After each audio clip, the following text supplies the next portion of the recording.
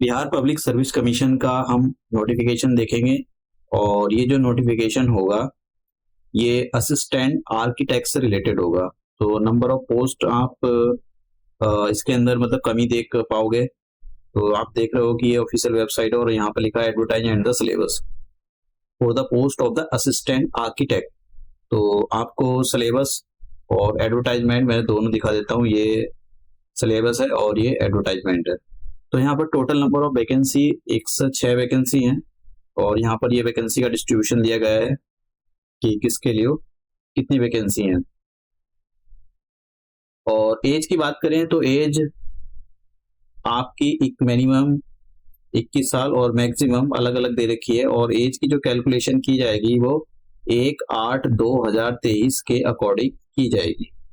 यहाँ पर ये बोला गया कि जो न्यूनतम एज है वो 21 साल और जो अधिकतम एज है पुरुषों के लिए जो अनारक्षित मतलब अनरिजर्व कैटेगरी के पुरुष हैं उनके लिए 37 साल और जो आरक्षित महिलाएं हैं या पिछड़ा वर्ग अत्यंत पिछड़ा वर्ग है महिला और पुरुष इन सबके लिए 40 है। ठीक है, मतलब जो रिजर्व कैटेगरी में आते हैं चाहे वो पिछड़ा वर्ग जैसे ओबीसी में नॉन क्रीमी लेयर हो और महिलाएं और पुरुष हों उनके लिए 40 और जो SC/ST कम्युनिटी से बिलोंग करते हैं उनके लिए 42 ईयर्स है। अब काउंट उसके बारे में बात कर लेते हैं कि जो क्वालिफिकेशन, देखिए क्वालिफिकेशन जो है वो बैचलर ऑफ आर्किटेक्चर में आपकी क्वालिफिकेशन होनी चाहिए। मतलब और आपने जहां से भी ये बैचलर की है आर्किटेक्चर के अंदर वो इंस्टीट्यूट या वो बोर्ड काउंसिल ऑफ आर्किटेक्चर इस अफिलेटेड होना चाहिए, इससे संबंधित होना चाहिए। अदरवाइज क्योंकि इंडिया के अंदर जितना भी आर्किटेक्चर का जो डिजाइन है क्वालिफिकेशन सब यही ये एक statutory council of architecture new Delhi, तो ये सारा संभालती है। डिजाइन कोर्स क्या होगा, तो कुछ ऐसे इंस्टीट्यूशंस रहते हैं कि मतलब फ्रॉड टाइप की डिग्री देते हैं कि आपको बैचलर ऑफ आर्ट करनी है तो आप कर लो। तो बैचलर ऑफ आर्ट नहीं, बैचलर ऑफ द आर्किटेक्चर, तो फिर वो डिग्री किसी काम की नहीं होती क्योंकि वो ना किसी इस बोर्ड से रिकॉग्नाइज नहीं होंगे क्योंकि वो 2 नंबर के मतलब फ्रॉड टाइप के इंस्टीट्यूशंस होते हैं। लेवल कितना रहेगा, देखिए लेवल जो है आपका 9 रहेगा, सैलरी जो रहेगी 9 लेवल पर मिलेगी। अब हम यहाँ पर देखते हैं कि जो सिलेक्शन प्रोसेस क्या होगा। देखिए सिलेक्शन प्रोसेस जो होगा वो एक तो आपकी मतलब आप जो रिटर्न एग्जाम होगा, ठीक है, और एक रिटर्न होगा प्लस दूसरा आपका कि आपको कितने साल का एक्सपीरियंस है।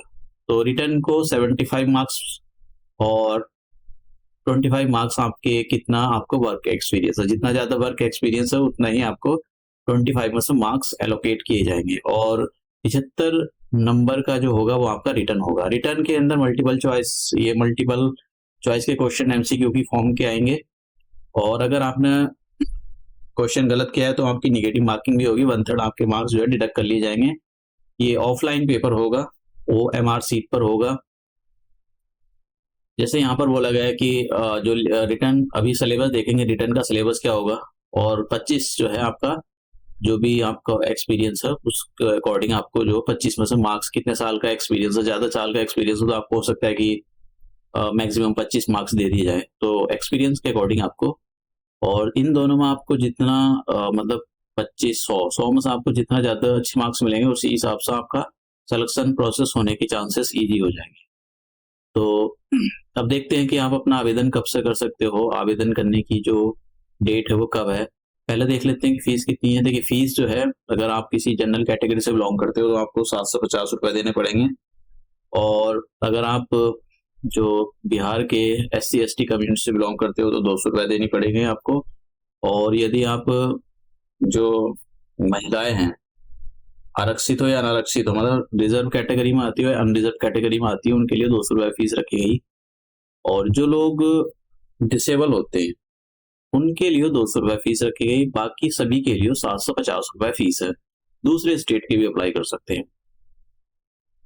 और यहाँ पर डेट कब से, देखिए 21 फरवरी 2024 से आप आवेदन कर सकते हो और 11 मार्च 2024 उसकी लास्ट डेट है।